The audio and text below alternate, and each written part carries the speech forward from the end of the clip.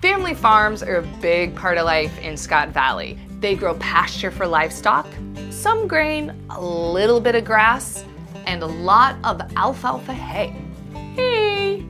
Our water, we use it to grow our crops, which feed our cows. We also use it to water our cows. They're all on water trough systems. And we also use it for us.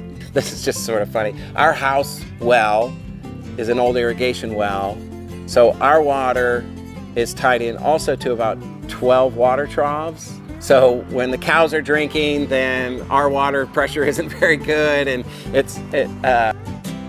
Scott Valley has always had cycles of wet and dry. Over the last 20 years, the average rainfall has been declining. We are hoping to survive over the long term, and I know that regulatorily there's going to be a lot of pressure put on us, it looks like, for the foreseeable future on water use. So we need to figure out how we can adjust and be as efficient as we can. That is where scientists like Daniele Zaccaria come in.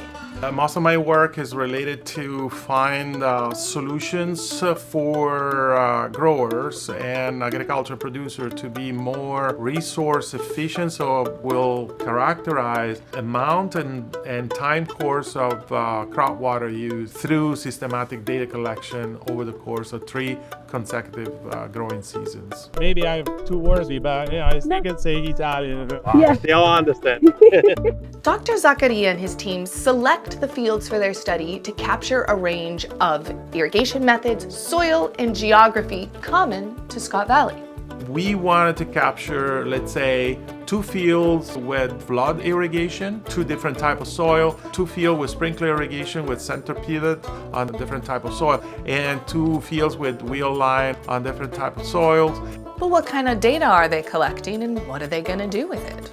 We are standing by a soil moisture measuring station where we have 4 sensors at different depth to get a sense of how much water from rain and from irrigation gets infiltrated into the soil. The second thing they are measuring is evapotranspiration, or ET. ET is important for farmers because it accounts for both the water that evaporates from the surface and the water that transpires from plant tissues into the atmosphere. Here we have 3 sensors. This one that you see here. Sorry. Sì, stiamo ormai finendo.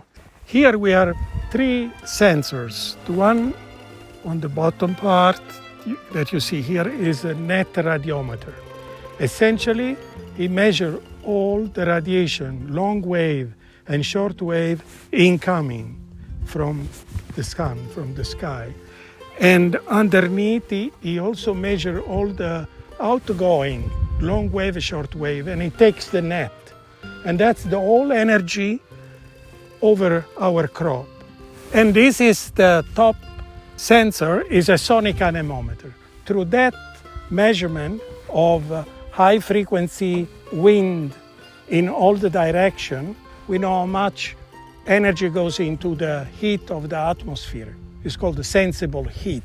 In the ground, we have the soil heat plates and some humidity and temperature sensors that measure how much energy flux goes into the soil.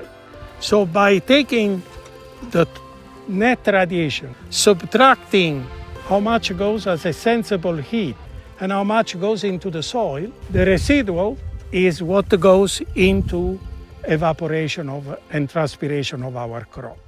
They also have equipment to measure how much water is being applied through irrigation, the amount of water that comes from rain, and the relative humidity. All this data paints a picture of how water is used in this particular field. And that data would be really useful for landowners in Scott Valley so they could measure their accuracy of their watering systems, what kind of crop production they can plan for. Sort of the beauty of this is it is individualized. It's not something that can be canned and applied across the whole state. It applies to us. It's going to help our growers know how to adjust what they're doing. So trying to pursue higher water productivity. That's the final goal. Water productivity isn't just about efficiency.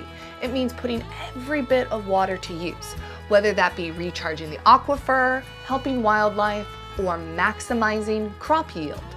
Did you hear about the guy who evaporated? He will be missed.